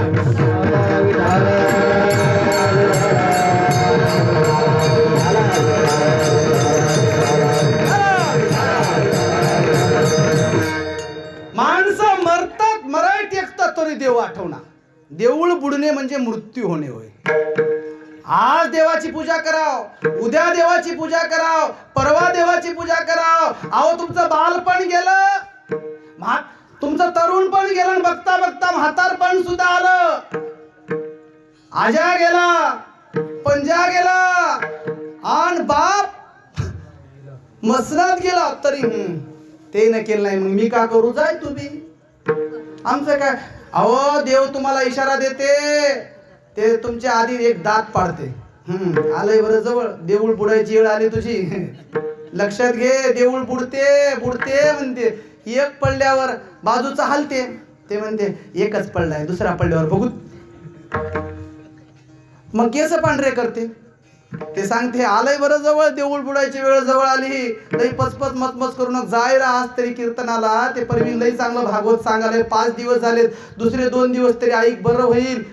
मी कसं जातो. ते परवीन काय आळंदीचा महाराज होय काय, अरे आळंदीचा आला तरी काय भागवताच्या वेगळं सांगणार आहे, श्रीमद भागवत पुराणच सांगणार आहे. ते काय दुसरं भागवत लिहून सांगणार आहे काय. बरं ते सांगते कमी, त्याचं गायनच लई राहते. हे सांगायला लई ते ऐकू वाटतं आम्हाला, लई मोठ्या खोडी आहेत. बरं दुसऱ्याचं ऐकायला बरं वाटते, पण आपल्या घरच्याचं काही नव्ह. दुकानावर बसते, आता भागवत करायला लागले, कोण ऐकाव. हे काय महाराज होय का, आळंदीला गेले का, याचं कोण ऐकाव कीर्तन. उगा काहीतरी लावले. मग सकाळी कळते अरे लय अवघड आपण होता बा, संधी हुकली गड्या, आपण जायला पाहिजे. उद्या वाटते म्हणून 2 दिवस राहिलेत भागवत ऐकायला. या माझा प्रवीण अतिशय सुंदर भागवत सांगायलाय. मला अभिमान वाटतो. तुम्ही पूर्व बरेच जण भागवताचार्य कीर्तनकार बघले असतात. माझा प्रवीण ना वेगळी स्वरूपाचा नाही, माझा प्रवीण हृदयापासून सांगतो, हृदयापासून सांगतो आणि आतून बोलते. आतून एवढी श्रद्धा आहे ना परमार्थावर. प्रवीणची नाही, पूर्ण रौतुरवाड परिवाराची श्रद्धा. त्यांच्या घरात लक्षात घ्या, माणसं आधी घरं बांधतात, मंदिराचं होईल काहीतरी. पण हेच एक असं घर आहे माझ्या बघण्यात, इथं मंदिर आधी बांधलंय. घराचा विचार कधी होते की प्रवीणच्या पोरगच बांधते काय की, पण घराच्या अगोदर मंदिर बांधलंय साईबाबाच्या अंगणामध्ये. इथं तुम्हाला सांगतो, इथं तुम्हाला काय मिळेल न मिळेल मला माहित नाही, पण इथलं एवढं प्रेम तुम्ही महाराष्ट्रात फिरा, तुम्हाला कुठंच मिळणार नाही. पण आम्हाला कळणार चले म्हातारं बाजत पडलंय व बाजत दूध टाकायचे, दूध टाकायचे. म्हातारं तोंड वाचून वा वा वा कराले म्हातारं वा वा. आता जाते जाते जाते बहिण्याला बोलवा, लेक्याला बोलवा, नातवाला बोलवा, पंतोला बोलवा. पंतू होईपर्यंत वाचलंय, पण वा वा वा कराले जाते गडे म्हातारं तळमळ कराले वा वा. सगळे भोवताल माणसं बसलेत, म्हातारा पलीकडे बघाले वा वा वा. उठलं, अरे पिंट्या तवापासून वासरू गाईला पियाला तुला सांग ना, तुला उठणं चलास की मला वा वा म्हणालो. मला कसं कळणार चले ह्याचं वासरू गाईला पिवला तरी वा वा कराले. आता तरी देवा देवा म्हणाले काही, म्हणजे मसनात जायची वेळ आली तरी देव आठवायला तयार नाही आहे. लक्षात घ्या, एवढं अवघड झालंय. म्हणून जन्मा येऊन तुवा काय केले, तुवा मुद्दलची गमाविले. कारे न फिरसी माघारा, अजून तरी फजित खोरा. काय केलं बाबा जन्माला येऊन तू? काहीच केलं नाही. अरे बाबा हा जन्म तुला किती, तुझ्या आईनं या चिंचेच्या पानावर एवढं सुंदर देऊळ रचून तुला दिलं, पण तुला कसं लक्षात नाही हा देह काळाचा आहे, हे धन कुबेराचं आहे, तरी पण तुला कळायला तयार नाही रे बाबा. आता तरी काय कर, आलिया संसारा उठा वेगे करा, शरण जा उदारा पांडुरंगा. देह हे काळाचे, धन कुबेराचे, येत मनुष्याचे काय आहे.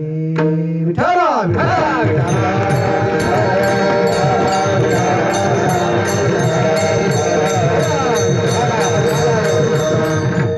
माणसाचं काही खरं नाही महाराज. आपल्याला वाटतं हे माझं ते माझं ते, हे कमवा ते कमवा. कमवा तुम्ही, कमवण्याबद्दल काहीच हरकत नाही. कमवण्यासाठी तुकोबारायानं तर सांगितलं तुम्ही कमवण्यासाठीच तुमचा धन आहे, पण कसं कमवा? जोडून या धन उत्तम व्यवहारी,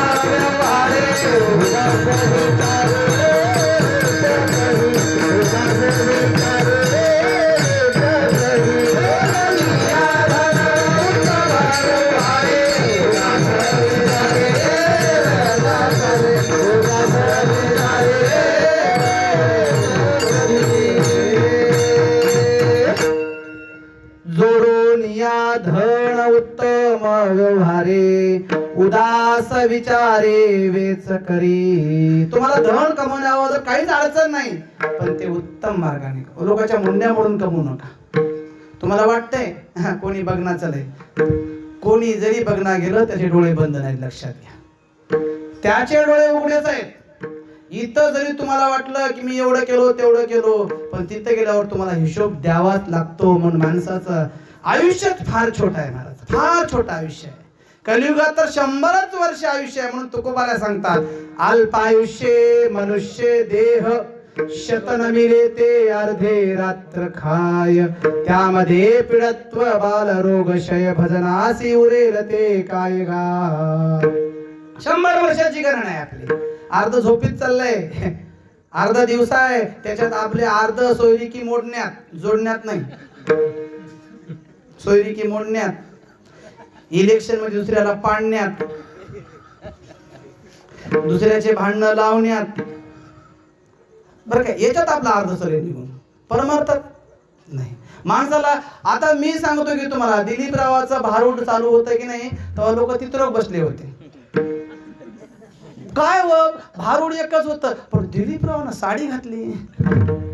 आता साडीतली रोज घरात आहे तिला बघून कटाळलंय. बावानं साडी बावा बाई झालाय बावा बावाच आहे पण साडी घातले कसं दिसते की. दिलीपराव आपले आले नाहीत घरचे की आलेत काय मग कमी बोलतो. कसं घेता की तुम्ही घरात यायला कुठं नाही नाही काय नाही तो दिलीपराव म्हणजे आमचा सच्चा खरं म्हणजे भक्त आहे साधक आहे. ते अतिशय निर्मळ मनाचा माणूस आहे.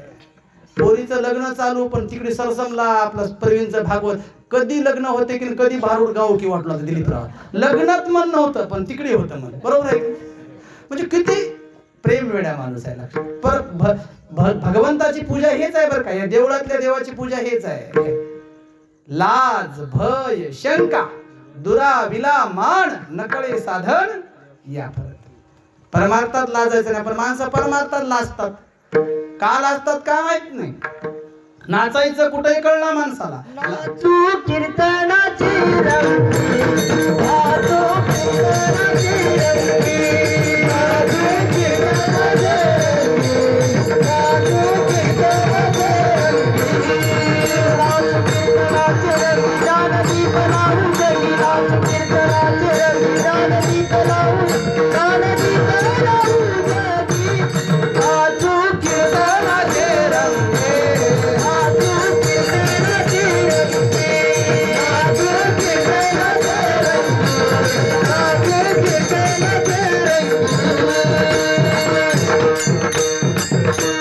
अरे नाचायचं असेल तर कीर्तनात नाचावं पण माणसं कीर्तनात नाचतात लाजतात. आणि डीजे समोर पोराच्या लग्नात पहिलं तर काय होतं नवरदेव नवरदेवाचे मित्र नाचत गेले. आता नवरदेवाच्या खानदानीतलं एकही शिल्लक राही नाचले. जे म्हातारा कधीच नाचलं नाही ते बजाव म्हणाले. बरं म्हातारे नाचाले मित्र नाचाले तिथपर्यंत ठीक होतं. बायाही नाचाल्यात हो. काय सोंगकीन काय नाही आणि उगच झुलत यालय. एक झालंच पाहिजे एक झालंच पाहिजे एक झालंच पाहिजे एक झालंच पाहिजे. अरे कशाला झालं पाहिजे. मरशील की तू मरशील कशाला झालं पाहिजे. पडशील मरशील बेंदाडत जाशील नालीत पडशील. लग्नाला खाऊ दे की सुका ना बाकीच्या तू मरशील र लग्न थांबल की. रामाचं 14 मिनिटं लग्न उशिरा झालं तर 14 वर्ष वनवास लागला. इथं तू 14 घंटे उशीर करा. ते खपल किती आहे नवरा बायको जवळची. त्याचा काही विचार करतोस की कर ना तू ह्या भाज्यामध्ये कशासाठी. पण माणसं नाही तिथं मात्र माणसं लाज सोडतात. लाज माणसाने परमार्थात लाज सोडावी प्रपंचात लाज धरावी. परपंचात लाज धरावी माणसानं. परमार्थात माणूस धरूच नाही. लाज सोडून जा तुम्ही. निर्लज्ज व्हावे हरी कीर्तने म्हटले. मग निर्लज्ज झालं की नाही ती निर्लज्ज होऊन येते बरं. साधावया भक्ती काज नाही लाज धरीत. तो आपल्यासाठी लाज सोडतो. आपण सोडल्यावर पण लाज आपल्याला राहिलीच नाही. आपण एवढे निर्लज्ज झालो की सांगू नका महाराज. हे देऊळ बुडण्याच्या अगोदर प्रपंचात लाज आपण परमार्थात लाज सोडणार. देऊळ बुडते बरं. हे बुडण्याच्या अगोदर सांगायसाठी आलो तुम्हाला. बघा तुमच्या हातात वाचवत नाही तर माळेगावला जत्रा भरते. तुम्हाला सांगतो आता यावर्षी थोडी भरली नव्हती कोरोनामुळे. दरवर्षी भरते. आशिया खंडातली सगळ्यात मोठी जत्रा म्हणजे आपल्या माळेगावची. एक माणूस माळेगावला निघालं. निघता निघता त्याला काय झालं एक घोडं चुकलं होतं रस्त्यात त्याला भेटलं. कोणाचं होतं की काय होतं की त्याला काही माहित नाही. याचं नव्हतंच ते. त्याने इकडे तिकडे बघलं. घोड्याचा कोणी मालक आहे काय. घोड्याचा कोणी मालक आहे काय. कोणी जवळ येईना. घोड्याला धरण माळेगावला घेऊन गेलं. घोड्यालाही ते काय दिसणार सुंदर घोडच होतं ते. आता माळेगावात उंदरापासून हत्तीपर्यंत भेटतात. कधी जाऊन बघा माळेगावला. कुठं जा की न जा पण माळेगावला जा म्हणून सांगायची गरज पडणार. तिथं लई नटरंगी हौसे गवसे नवशे जातात. काय काय तिथं बघायला भेटणार. माणसं माळेगावला गेल्याशिवाय राहीनात. पण पंढरपूरला जारच आल्यानो संसारा जा रे पंढरपूरला म्हणावं लागतं तरी जाईनात. अजून पंढरपूर बघलंच नाही. मरतोस तू. तू मरून जाग्यावर मरशील पण पंढरपूर तू बघणार बरं बापू. तुला घडच ना पंढरपूर. तुला माळेगाव जमते, तुला तुला तमाशा जमते, तुला जाया जमते, तुला माळेगाव बळेगाव इळेगाव करतोस तू, पण तुला पंढरपूर आळंदी माहीतच नाही. जावा म्हणालो पण योगच लागण्याचा नाही. कधी लागल? मेल्यावर तुझं. अरे इंद्राने तुझे हाडं तरी बुडवायला ह्याय सांग तुझ्या घरच्याला भीमा नदीमध्ये. पण ते होई ना मरे परत माणसं पंढरपूर पाप्याला हे की नाही, त्याला कशाचं पंढरपूर आलं. पण नाही, हे घोडं भेटलं, जत्रेत घेऊन गेलं, घोड्याला तिथं ठेवलं.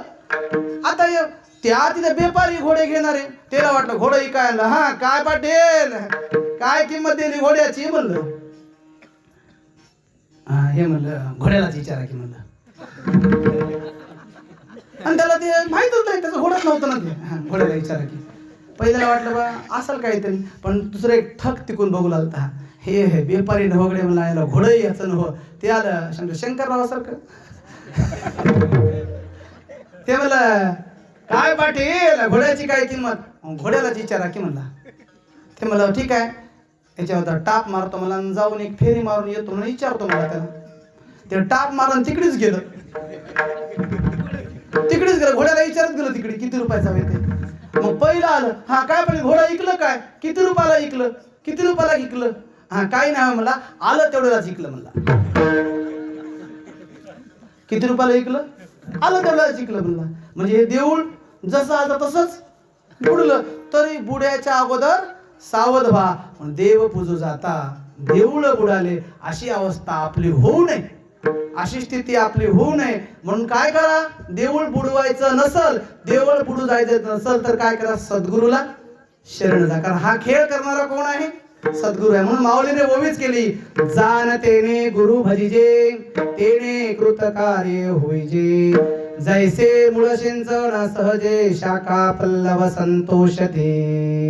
जर जाणकार असताना, तुम्ही हुशार असताना, स्वतःला शहाणं समजताना गुरुला शरण जा. कारण तुकोबाला सांगतात, सद्गुरु वाचोनी सापडेना सोय, धरावे ते पाय आधी आधी. लोह परिसाची उपमान साहे, सद्गुरु महिमा गादासे. अरे सद्गुरु शिवाय या जीवाला सोयच नाही महाराज.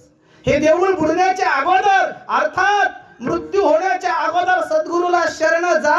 एकदा जर तुम्ही सद्गुरूला शरण गेलात ना, तर तुम्हाला सांगतो, राजाची बायको कधी भीक मागते काय, कधी भीक मागते. माझ्या माऊलीने अभंगच केला. अरे गुरु सारखा पाठीराखा जर पाठीशी असेल ना, तर आपल्याला काहीच करायची गरज नाही. जशी राजाची पत्नी भीक मागत नाही, तसं गुरुची कृपा झाली की देऊळ बुडण्याच्या अगोदर देवाची पूजा करता येते. म्हणून श्री गुरु सारिका आसता पाठीराखा, इतराचा लेखा कोण करे.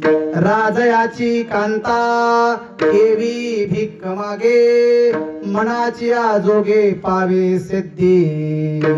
बस सद्गुरूला शरण जा आणि त्या देवाचे व्हान. तुम्ही देवाचे झालात ना की देव म्हणतो, एरवी तरी माझिया भक्ता, नसे संसाराची चिंता.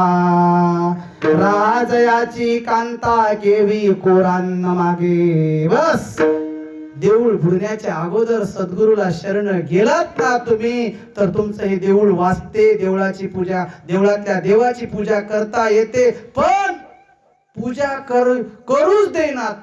काय अडचणी आहेत, या देवळातला देव पूजू देत नाहीत. काय अडचण आहेत, ते पहिली अडचण नाथाने तिसऱ्याकडे सांगड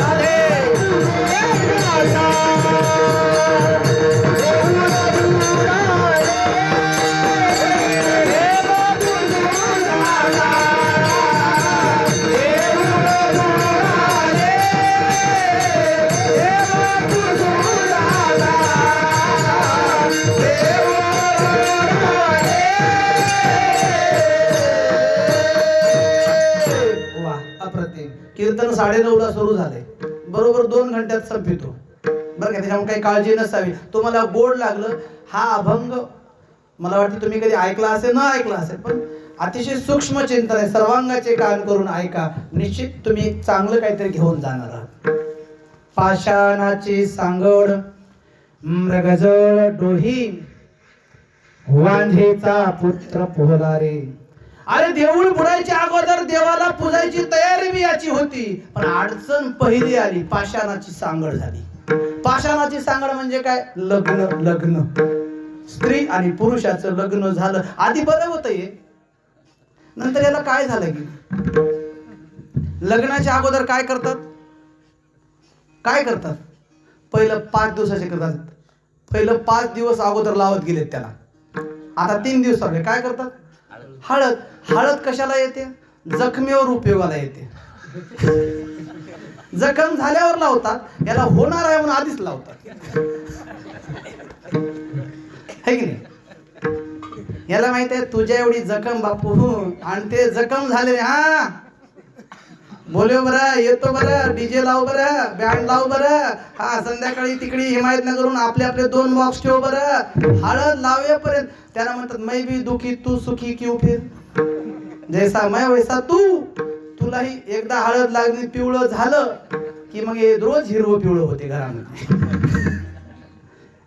मग हे जखम पाषाणाची सांगड बसली. पहिलं बरं होतं हे, नंतर कुठला देवकीन काय की त्यानं त्याच्यासमोर एकच देवी येते, ती म्हणजे बायकोन तिच्याकडे बसते. बैठ मेरे पास तुझे देखता रहो, बैठ मेरे पास तुझे देखता रहो, ना तू कुछ कहे ना मैं कुछ कहूँ, ना तू कुछ कहे ना मैं कुछ कहूँ, बैठ मेरे पास तुझे देखता रहो. हे म्हणते बायकोला.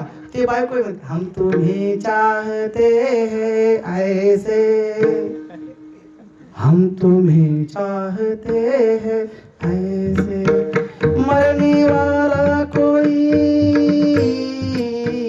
मरने वाला कोई जिंदगी चाहता हो जैसे. कधी?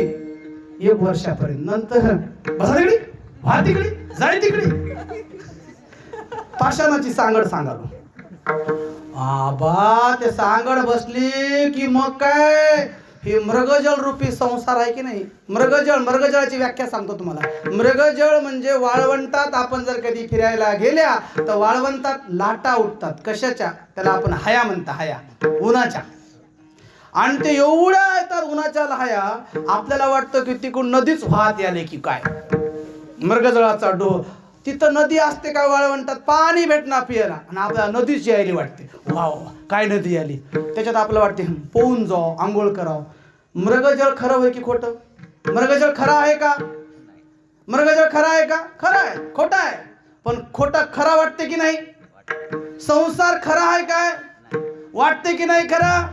वाटते की नाही? अरे संसार जर खरा असता तर माऊलीने हरिपटात म्हणलंच नसतं, लटिका व्यवहार सर्व हा संसार वाया येर झार हरी वेणा हरी वेणा वाया येर झार हरी वेणा हरी वेणा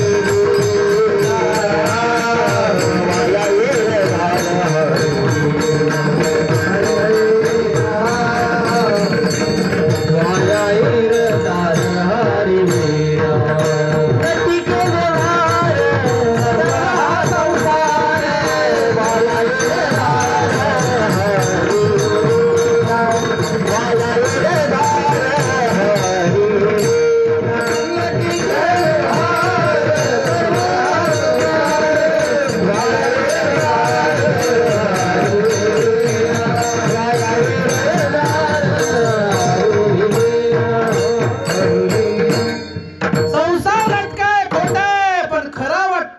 माझी बायको, माझी पोरगी, माझं पोरग, हे माझं ते माझं, 20 एकर माझ्या नावावर आहे, 5 मजली बिल्डिंग झाली, काही होईना.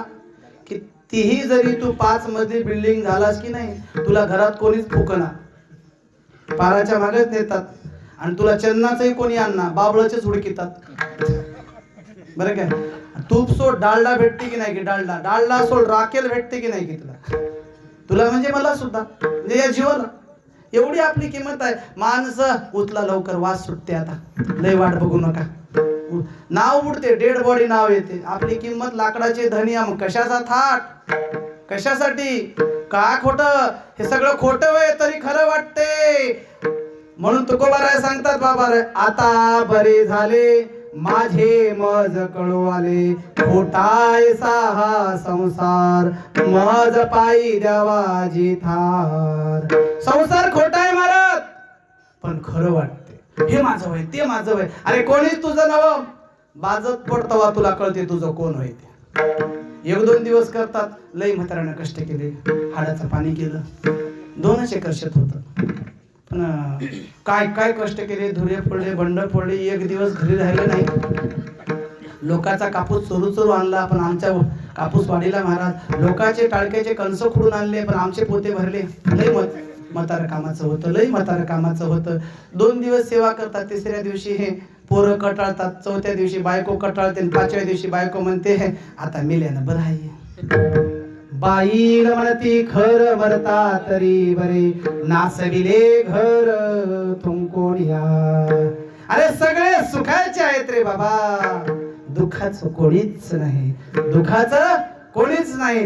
दुःखाचा जर कोणी असेल ना तो एकच आहे, सुख के सब साथे दुख में न कोई. मेरे राम तेरा नाम एक साचा दूजा न कोई. ना कुछ तेरा ना कुछ मेरा, ये जग ज्योति वाला फेरा. राजा होया रंक सभी का, अंत एक सा हो. सुख के सब सारे दुख में न कोई.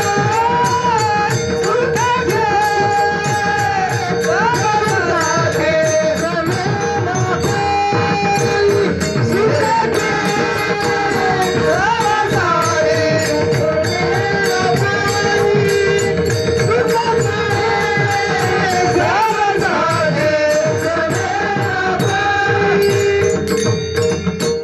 जण हे सुखाचे दिल्या घेतल्याचे, अंत काळीचे नाही कोणाशी कोणी. म्हणून महाराज आहात तर देवाला पूजा, या देवळातल्या देवाला पूजा.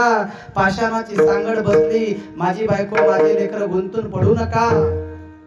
आता पाषाणाची सांगड पहिलं माझे माय माझे बाप माझे भाऊ माझे बहीण इतकी मोठी सांगड होती, पण आता सांगड छोटी झाली. माझी बायको माझा पिंट्यान माझी पप्पी इथंच सांगड, इतकी सांगड सुद्धा सुटणार झाली.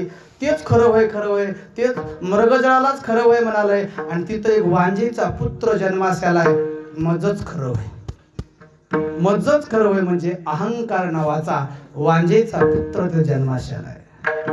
अहंकाराला बायबाप हात काय कोणाचे, कोणाचं लेकरू होय अहंकार, वांजबाईच होय की. पण येते की नाही, लय येते महाराज. 2 कीर्तन जर मला आले, मुंबईहून बोलतात लोक मला, तुला कोणी बोलणार तर पार्टीतच बोलतात, दुसरं कुठे बोलतात तुला. आता या वर्षी एक वाढल्या म्हणून काय झालं, पार्टीतच सुरू झाला, लय शहाणा झालाय म्हणता. मला 2 गीत चांगले गायन करायला आले. हा आम्ही तिकडून आल्या, नाशिकवरून नांदेडला बोलिलं, तिकडे कोणीच चला इकडे बोलिलं नाही का. अरे हो, अहंकार माणसाला शिवू नये महाराज. अहंकार फार वाईट आहे, अहंकार फार वाईट आहे. आणि तुम्हाला सांगतो, येईला आलेला परवडते, आपल्याला परवडणार. अहंकार हा येईला परवडते, कारण त्याचा अहंकार जाते, त्याचा अहंकार मिठासारखा आणि आपला अहंकार मोत्यासारखा आहे. समुद्रात मीठ कशापासून बनतं, समुद्रापासून. मोती कशापासून बनतात, समुद्रापासून. पण मिठातला म्हणजे सामान्य माणसाचा अहंकार येतोय पटकन जातोय, त्याला परत समुद्र होता येते. पण मोत्याला परत समुद्र होता येते काय, होत आहे. म्हणून नवल अहंकाराची गोटी, विशेष न लगे अज्ञानाची पाठी.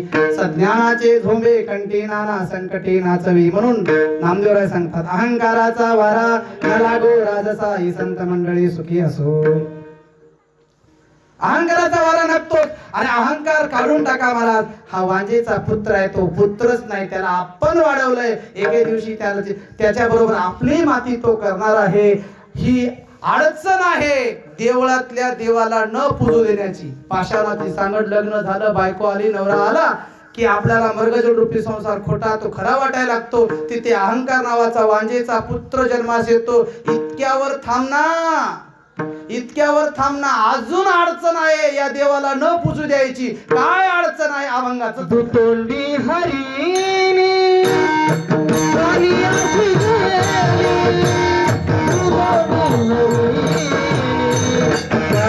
कालियाची गेली, दुतोंडी हरिणी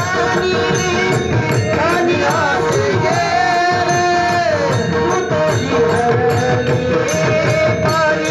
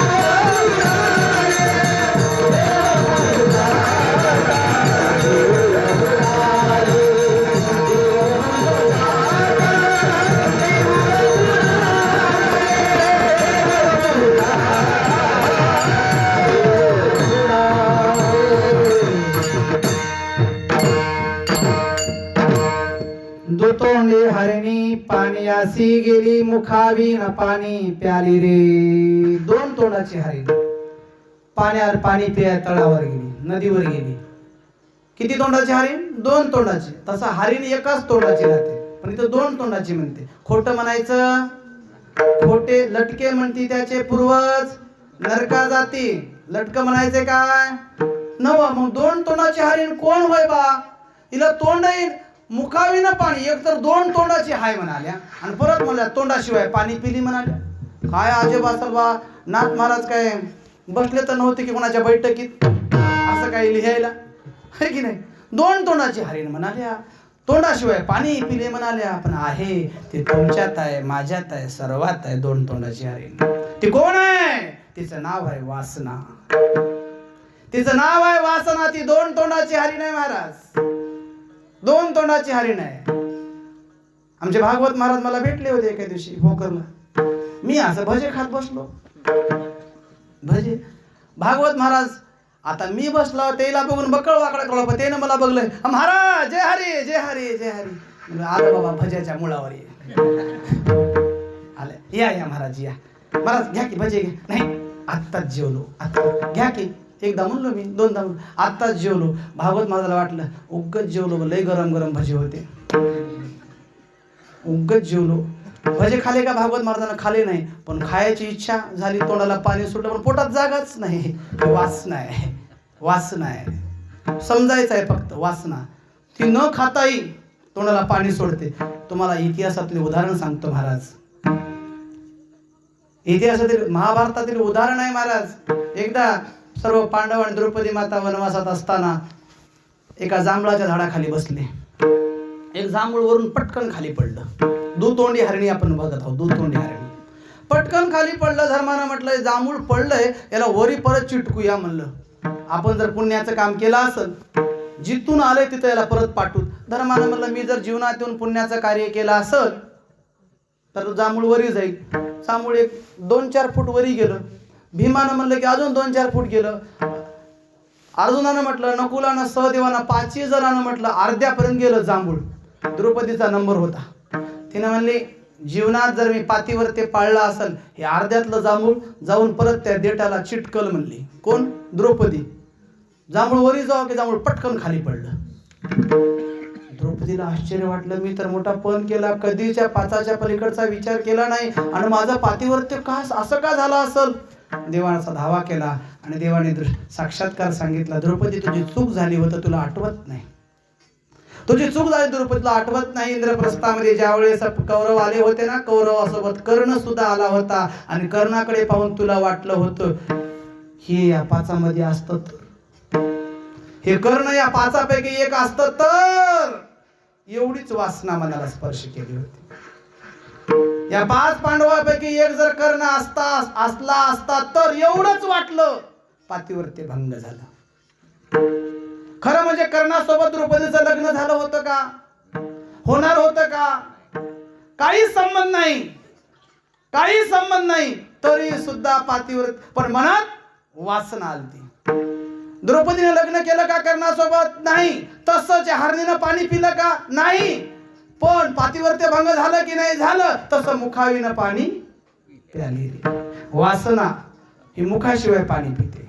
म्हणून वासना ओढाळ गाय म्हटलंय संतांनी. वासना ओढाळ गाय महाराज. कारण तुम्हाला सांगतो, वासना एवढी वाईट आहे ना, आपण जेवढी तिला जवळ करू, जेवढी तिला जवळ करू, तेवढी ती वाढत जाते. म्हणून संतांनी प्रमाणच सांगितलंय, विषय सेविता कोण तृप्त झाला, इंधने निवाला अग्नी कोठे, इंधने निवाला अग्नी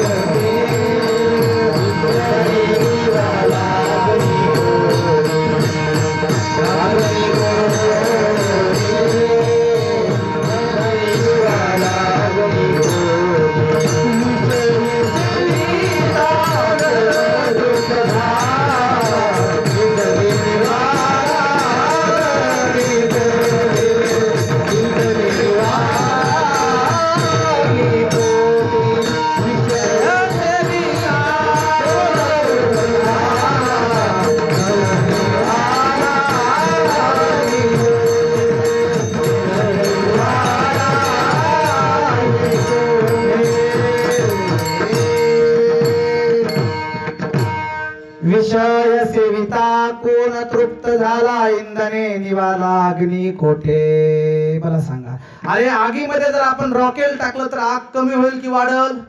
वाढतं. तसं वासनाबाईला जवळ केल्यावर वासना कमी होईल की वाढल? वाढल. म्हणून हे 2 तोंडाची हरणी आपल्या आयुष्यात येऊ नये महाराज. म्हणून या 2 तोंडाच्या हरणीपासून दूर राहायचंय, या वांजेच्या पुत्र अहंकारापासून दूर राहायचंय आणि या देवळातल्या देवाची पूजा करायची आहे. एकदा सर्वांनी मिळून सांप्रदायिक भजन करूया. विठोबा रखुमाई जय. टाळी वाजवा.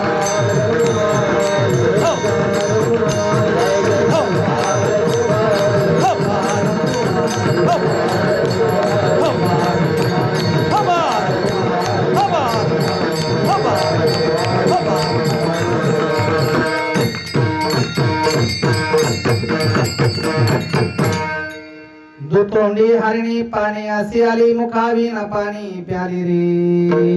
हे 2 तोंडाची हरिण वासना आहे. वांजेचा पुत्र अहंकार आहे. चिंचेचं पान काय आहे? विसरले काय? नाही तुम्ही सांगू नका, महागावी. चिंचेचं पान काय होय? आईचं. आता मी सोडणार बरं काकड्यापर्यंत. तुम्हाला वाटलं विठोबा रखमाई घेतलाय म्हणजे. तुमचे सगळे उत्तर पाठ झाल्याशिवाय इथून दिनोतिकून काहीतरी टाका आडवं. हा, जाऊ दे नका तुम्ही, पैलवानाकडे काम आहे ते. हा, चिंचेचं पान, आईचं पोट, देऊळ, गर्भ, वांजेचा पुत्र कोण? अहंकार. इतकंच इसराल्या. 2 तोंडाची हरीण वासना. आहे की नाही? दोन तोंडाची हरीण वासना आहे, वांजेचा पुत्र अहंकार, पाषाणाची सांगड लग्न, मृगजळ संसार. दोन तोंडाची हरीण वासना, वांजेचा पुत्र अहंकार आणि चिंचेचं पान आईचं पोट. विसरू नका. पुन्हा ऐकाय भेटते की नाही की अभंग म्हणून. हे अभंग पक्का पाठ ठेवा. तुम्ही लय इसरता म्हणून दररोज सप्ते ठेवावं लागतात. तुम्हाला पाठ डबल सप्ते ठेवायचं कामच नव्हतं की. एका बारी जर तुम्ही सुधारले असत्या परीक्षितीसारखे तर दरवर्षी सप्ताह करायचे कामच राहिलं नसतं. विठाला विठाला.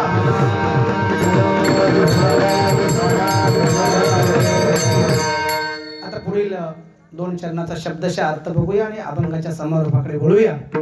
पुढचं कडवं असं आहे. नाथबाबा सांगतात, आंधळ्याने देखिले, बहिऱ्याने ऐकिले, पांगळ्याने पाठ लाग केला रे. आंधळ्यानं बघलं म्हणून सांगाले. आहे काही उदाहरण? नाथबाबाला नाथांना सांगितलं आहे ना उदाहरण. धृतराष्ट्र कोण होता? आंधळा की डोळस?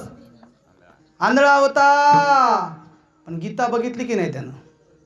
कोणानं? सद्गुरूच्या कृपेमुळे. आंधळा होता पण डोळस झाला महाराज. त्याला गीता श्रवण करत. त्याने घेतलं नाही तो त्याचा भाग आहे. पण त्याला नशिबानं त्याला मिळालं होतं. आंधळाला डोळसपणा आला होता पण त्याला ते टिकवता आला नाही. बर, आंधळ्याने देखिले. धृतराष्ट्र आंधळा देखिली, उपयोग करता आला नाही तो भाग वेगळा. पण आंधळ्यानं देखिल्याचं उदाहरण म्हणजे धृतराष्ट्र. बहिऱ्याने ऐकिले. मासा बहिरा असतो. मासा बहिरा असतो. पार्वती मातेला महादेव भगवान एकादशी गुह्य ज्ञान सांगत होते. पार्वती माता म्हणले रोजच सांगायला. हे कोण ऐकावं याचं? ते बारकाईनं सांगालय. महादेव हे म्हणले रोजच टप्पर घरानं आपल्या भाषेत. कोण अति परिचयात आवज्ञा होते. रोज कोण ऐकावं? रोजच होय याचं. म्हणून पार्वती डुलक्याला लागली. आता पार्वती घुरक्या टोकाले पण महादेव तर डोळे बंद करून सांगत की. विष्णू भगवंताला काळजी, याचं ज्ञान वाया जाऊ नये. विष्णू भगवंत काय केले? माशाच्या पोटात शिरले. मच्छिंद्रनाथ मासा बहिरा आणि सगळं ऐकलं की हो गुह्य ज्ञान. नुसतं ऐकलं नाही महाराज, त्या बहिऱ्यानं ऐकलं. आपल्या संप्रदायाचं मूळच ते आहे. काय आहे आपल्या संप्रदायाचं मूळ? काय आहे? आदिनाथ गुरु मच्छिंद्र तयाचा. मच्छिंद्राने बोध गोरक्ष ओळला, गहिनी पाद प्रसादे ज्ञानदेवासार. आणि आपला पाया कोण रचलाय? ज्ञानदेवे उभारिले. आदिनाथ उमा बीज प्रगटले, मच्छिंद्रा लादली सहज स्थिती. बहिऱ्यानं ऐकलं की नाही? मग उद्या जर म्हणलं बहिऱ्याला ऐकायला येईना, काय म्हणता का आमच्याकडे एक बहिरा आहे त्यानं ऐकलंय, छाती टोपणे सांगा. कुठली अडचण होते मला फक्त फोन करा, मी बघतो त्याचं काय बघायचं. तुमच्याकडे बहिरा आहे ऐकणार आहे की नाही? बहिरा कोण होय? मासा. आंधळा कोण होय? सांगा पटापट. तुम्हाला उठायची की लवकर? जय विठ्ठल मला घेऊ द्यायची की नाही? माझे काही अडचण नाही, मी किती वेळ बोलतो भजन्या हो, मला काही फरक पडणार. आंधळा कोण? धृतराष्ट्र. बहिरा मासा म्हणजे मच्छिंद्रनाथ ऐकिलं. आणि आपल्या संप्रदायाचा पायच त्या बहिऱ्याच्या जोरावर आहे. लक्षात घ्या. पांगळ हे पांगळ मात्र सगळ्यापाशी आहे बरं. ते लय मोठं खोडेल आहे. पांगळ म्हणजे मन होय, मन. ते आता दिल्लीला जाऊन येते एका मिनिटात. मन चंचळाचा पारा, मन चंचळाचा पारा,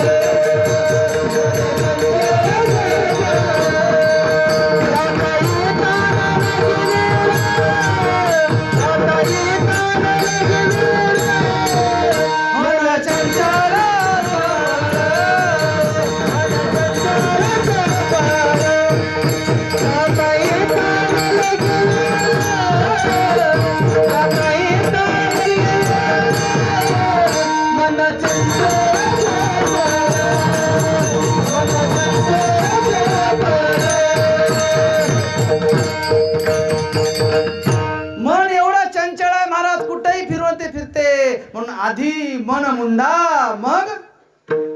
ब्रह्मधुंडा म्हटलंय.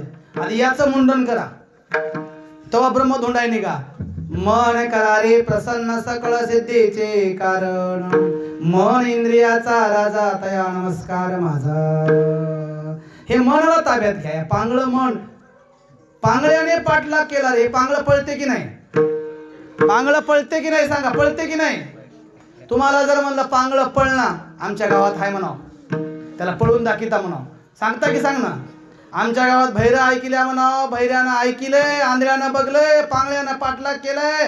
अरे तुला पुराव्या निशी सिद्ध करून दाखवतो म्हणून ठामे ठोकपणे सांगा. भियायचंच नाही. आपण सांगलेलं खरंच होय. आपण म्हणण्यापेक्षा साधू संतांना सांगलेलं खरं होय, लक्षात घ्या. हे म्हणून पांगळ्याने पाठलाग केला रे. हे पांगळ मन सुद्धा पाठलाग करतं. या मनाला पाठलाग करू द्या, पण देवाच्या पाठीमाग, संसाराच्या पाठीमागे नाही. मन प्रसन्न करून घ्या. मनाला प्रसन्न करायला सांगायला पळ. अरे हनुमंताच्या पुढं पळ, पण कशासाठी? भजनासाठी. कशासाठी? कीर्तनासाठी. कशासाठी? भक्तीसाठी तू पळ. आणि हे पळणं, या मनाचा पाठलाग भक्तीकडे वळवण्यासाठी कोण करावं लागतो? सद्गुरू करावं लागतो. संतांना शरण जावं लागतं. साधूच्या संगतीत बसावं लागतं. मग एकदा साधूच्या संगतीत गेलं, सद्गुरूच्या संगतीत गेलं की मग हे वांजेचा पुत्र जागीच मरते, म्हणजे अहंकार संपतो. हे दोन तोंडाची वासना पाणी प्यायला येऊच शकत नाही, ती गुणानच बसते. आणि मग या देवळातला देव देऊळ बुडण्याच्या अगोदरच पुजता येतो. पण याच्यासाठी नाथ महाराज अभंगाच्या शेवटी सांगतात, जनार्दनी एक पण मिळावी, एक जनार्दनी एक पण मिळावी, एक जनार्दनी एक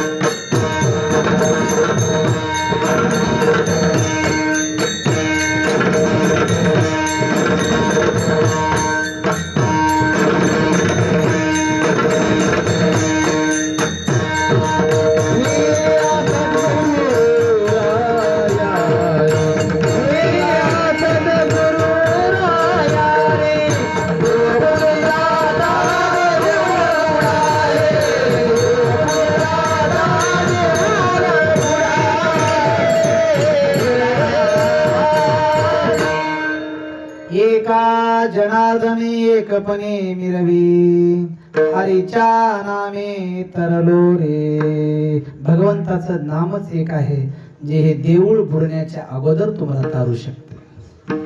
बस एवढंच करायचं आहे. देऊळ बुडवण्याच्या अगोदर एक काम करायचं आहे. साठविला हरी जिही हृदय मंदिरी त्याची सरली रजार झाला सकळ व्यापार.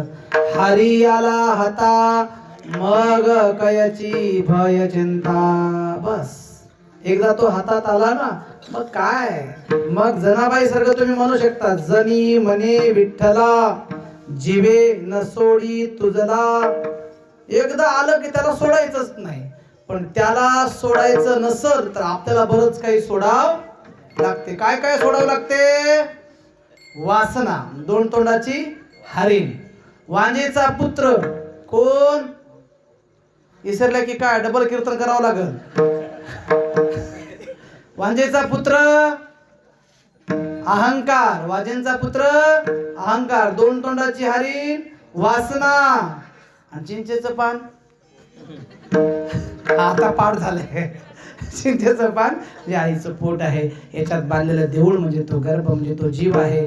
म्हणून मायबापू हो, या देवळाला फार कष्टाने त्या आईनं त्या भगवान परमात्माने निर्माण केलंय. त्याची काळजी घ्या आणि देऊळ बुडण्याच्या अगोदर याच्यातल्या देवाला पूजा. अहंकार अजिबात का, अभिमान अजिबात करू नका, वासनात अजिबात फंदात पडू नका. जर तुम्ही हे सोडलात ना, त्या आंधळ्यानं बघलंय, भैऱ्यानं ऐकलंय, पांगळ्यानं पाठलाग केलाय, तसं तुम्हाला तर डोळे आहेत, तुम्ही भैरेही नाही आहेत, तुम्हाला डोळेही दिलेत, तेव्हा तुम्ही डोळस आहात, तुम्हाला ऐकू येतं, तुम्हाला देवानं पाय पण दिलेत. अरे आंधळे पांगळे लोळे खुळे जर पळाले तर तुम्ही तर सगळं तुमच्याकडे दिलंय. मग तुम्हाला काय भगवंताच्या चरणी समर्पित होता येत नाही. म्हणून एका जनार्दनी एकपणे मिरवी हरीच्या नामे तरलो रे.